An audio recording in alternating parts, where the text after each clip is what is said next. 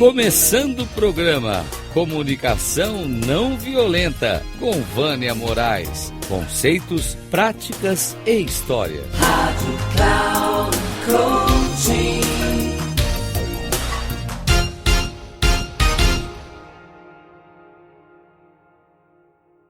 Olá, estamos por aqui novamente.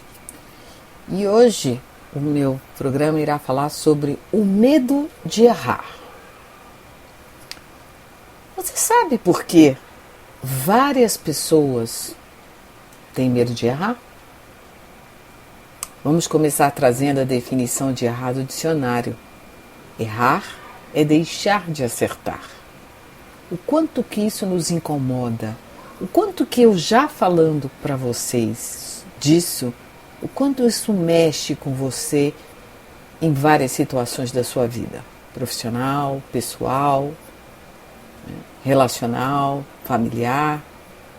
O quanto a maioria de nós vive nesse lugar que tem medo que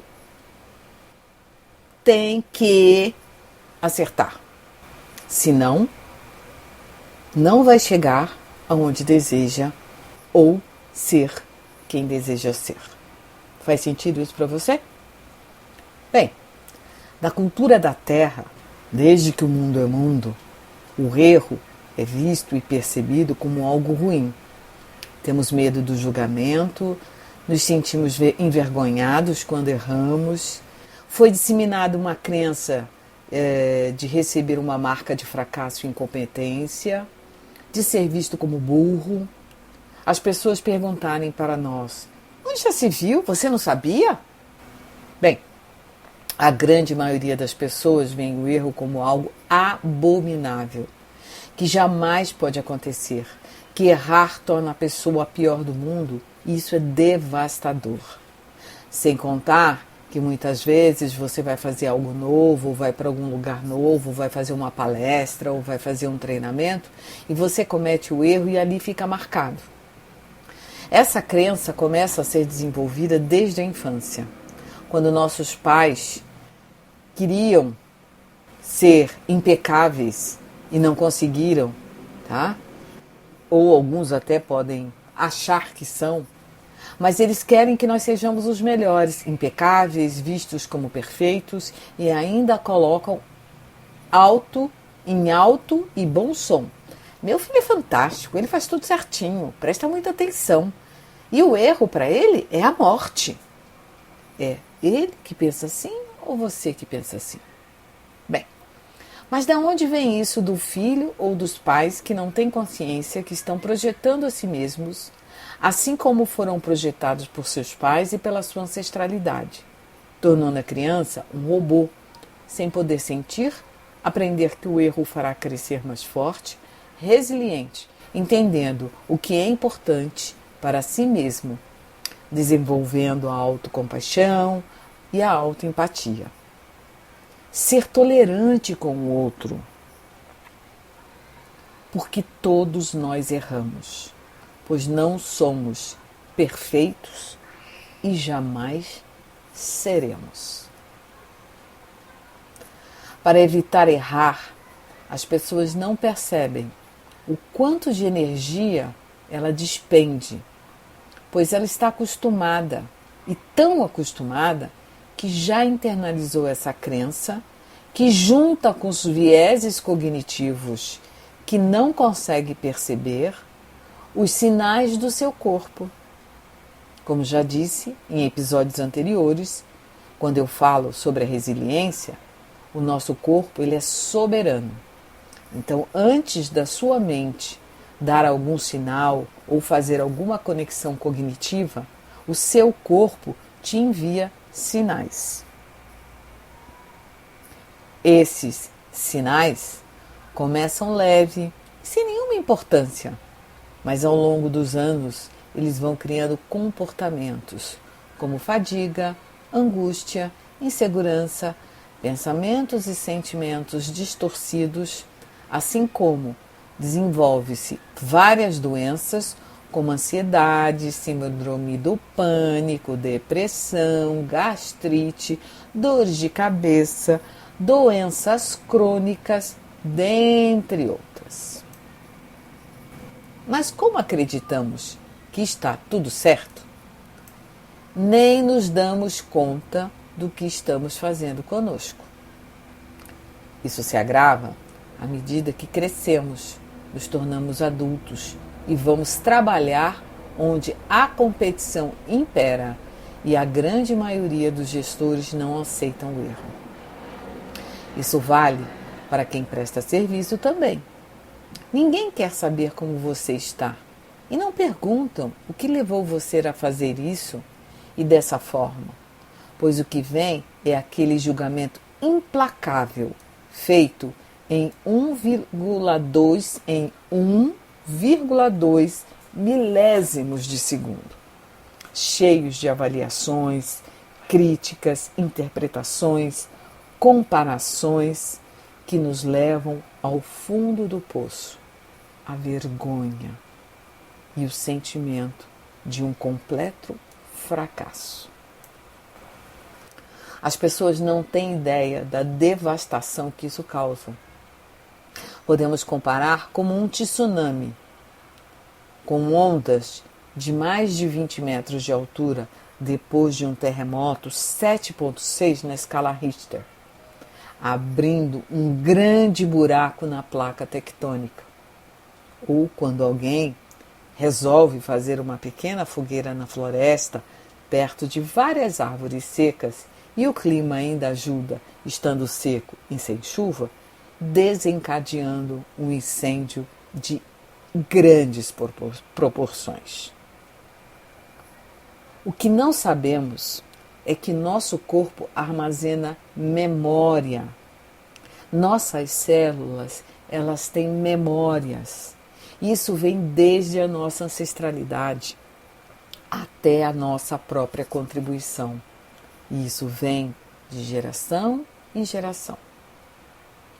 Nossas células são muito mais inteligentes do que você pode imaginar, pois afinal elas foram as primeiras formas de vida deste planeta. Bruce Lipton, em seu livro A Biologia da Crença, coloca que, abre aspas, quanto mais consciência um organismo tem do ambiente que o cerca, melhores são as suas chances de sobreviver. Fecha aspas. Vários autores já falaram que ninguém nasce sabendo. Mesmo assim, a crença de que tem que saber continua a imperar. Escuto de várias pessoas ao longo desses 10 anos de trabalho, sejam em coaching, mentoria e treinamentos, que dizem assim, abre aspas, eu tinha que ter feito melhor, diferente, prestado atenção, e aí eu não iria errar. Aí eu pergunto, você já tinha passado por isso? Trabalhado com isso? Aprendido sobre isso? E que tem errado? A resposta é não. Mas eu tinha que saber. Fecha aspas. Isso é um castigo a si próprio, pois ao longo dos anos estamos sempre aprendendo algo novo. E esse novo é passível de se cometer deslizes. E eu costumo dizer que você faz o que você sabe com o conhecimento que você tem no momento e no momento em que você está. As situações, elas podem ser semelhantes. Você pode saber muito, mas nada disso garante 100% de êxito. Porque existem muitas outras variáveis que estão no ambiente, como o dia, as questões emocionais, os problemas profissionais, as dinâmicas, quando ocorre a situação, as outras pessoas que estão envolvidas no contexto. Tem uma série de coisas que acontecem que variam de momento para momento. Creio que muitos, assim como eu, que dão treinamentos, oficinas, fazem mentorias e coaching em empresas e individuais, cada situação ela é única. Mesmo quando a pessoa já se preparou por horas, tem um baita conhecimento, experiência e algo no contexto pode mudar a dinâmica a qualquer momento. E o que pareceria ser tranquilo acaba se tornando complicado. Você pode pensar e se preparar com várias estratégias para várias situações e mesmo assim, algo que acontecer pode sair tudo diferente. Eu posso trazer como exemplo, eu ministro várias oficinas de comunicação não violenta há muitos anos. E tenho muito claro dentro de mim que nem sempre as pessoas irão apreender, como eu percebo que seria interessante, pois eu estou falando de pessoas, e pessoas pensam, sentem, veem e agem de forma diferente, e cada uma delas tem a sua intenção. Em uma das oficinas que eu levei o tema autorresponsabilidade, e por mais que eu colocasse as possibilidades da pessoa que eu estava interagindo, que a sua crença eu não poderia deixar que a própria pessoa, em uma dessas oficinas que eu levei o tema da autorresponsabilidade, e por mais que eu colocasse as possibilidades, a pessoa que eu estava interagindo, na sua crença, para ela, eu não poderia deixar que a própria pessoa assumisse a autorresponsabilidade, pois se ela não fizesse a tarefa, isso teria resultados ruins, e que ela tinha que ter clareza e que precisaria impor a responsabilidade e não deixar por conta da própria pessoa. Depois de um tempo eu percebi que existia ali uma crença, pensamentos e sentimentos distorcidos, vieses cognitivos profundos e enraizados, na qual a pessoa criou uma imunidade à mudança. E nada, nem ninguém poderia fazer algo para que ela pudesse olhar sobre uma outra perspectiva. E isso também, perceber isso, depende de uma permissão interna. E a pessoa precisa haver conquistado também uma prontidão e abertura para perceber outras formas. Se ela estiver fechada, ela não vai conseguir. Segundo Barrett, a pessoa precisa passar por várias outras situações, passar por diversas experiências, vivências, antes de trabalhar o seu autoconhecimento. Segundo Barrett, a pessoa precisa passar por várias outras situações, passar por diversas experiências, vivências, para que ela possa se sentir aberta e estar pronta para poder olhar para aquele pressuposto e seus respectivos medos que a impedem de um novo olhar. Refleti bastante a respeito, estudei e após vários dias pude me dar autoempatia e autocompaixão por ter dado o meu melhor e que para aquela pessoa faltou alguma coisa que eu não soube dar ou que ela não estava pronta para poder olhar. Brené Brown nos coloca que o medo de falhar nos impede de agir. Quantas pessoas você conhece que está neste lugar? O medo de errar impede de inovar. E aproveitando, vamos falar um pouquinho do medo. Paulo Gaudêncio, um consultor que já faleceu há alguns anos atrás e que eu tive a oportunidade de participar de algumas palestras, tem um livro chamado Minhas Razões, Tuas Razões, que creio seja interessante trazer aqui, pois ele fala das 3 funções do medo que estão diretamente ligadas às neurociências quando falamos das emoções em nosso sistema de recompensa. Então nós temos o medo preparatório, que é quando o corpo se prepara para uma reação que vem a seguir, ou de enfrentamento ou de fuga, que é desencadeada pela adrenalina. O medo pedagógico, que é aquele que costumamos barganhar. Será que vale a pena? O que eu vou ganhar? O que eu vou perder? e que tenha a clareza do limite que é seu e o limite do outro. E o medo estimulante, que é diante de um desafio, ele analisa os prós e contras, tem a clareza que sem o medo a vida perde a graça, tá? É ter conhecimento das habilidades e capacidades diante do desafio de uma forma equilibrada, pois se você tiver pouca habilidade e o desafio for grande, você vai sentir ansiedade, e se você tiver muita habilidade e o desafio for pequeno, vai perder a vontade e se desanima. Então, para completar, a coragem não é a ausência do medo, mas sim, mesmo com medo, enfrentar a situação. E isso vale com relação ao erro. Para finalizar, eu quero trazer um trecho extraído do livro O Menino que Tinha Medo de Errar. E ver se você conhece alguém que possa se encaixar nisso aqui. Abre aspas. Pedro vive preocupado com medo de errar.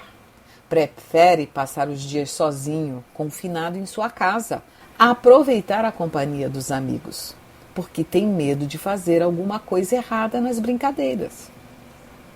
A escola, então, é uma preocupação sem fim para ele. Um lugar onde não faltam oportunidades para cometer deslizes. A escola, então, é uma preocupação sem fim para ele. Um lugar onde não faltam oportunidades para cometer deslizes. Mas com a ajuda de uma fada, Pedro percebe que viver reprimindo o impede de experimentar momentos incríveis. Fecha aspas. Lembre-se, você não precisa seguir a crença que te foi passada e acreditar que ela é única. Lembre-se, você não precisa seguir a crença que te foi passada e acreditar que ela é a única e que se mudar trairá a sua descendência ou perderá sua identidade. Você pode criar a sua própria história. Um grande abraço, Vânia Moraes Troiano.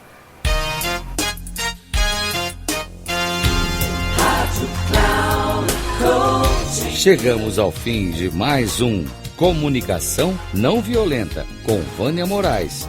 Conceitos, práticas e histórias. Rádio Cloud Coaching.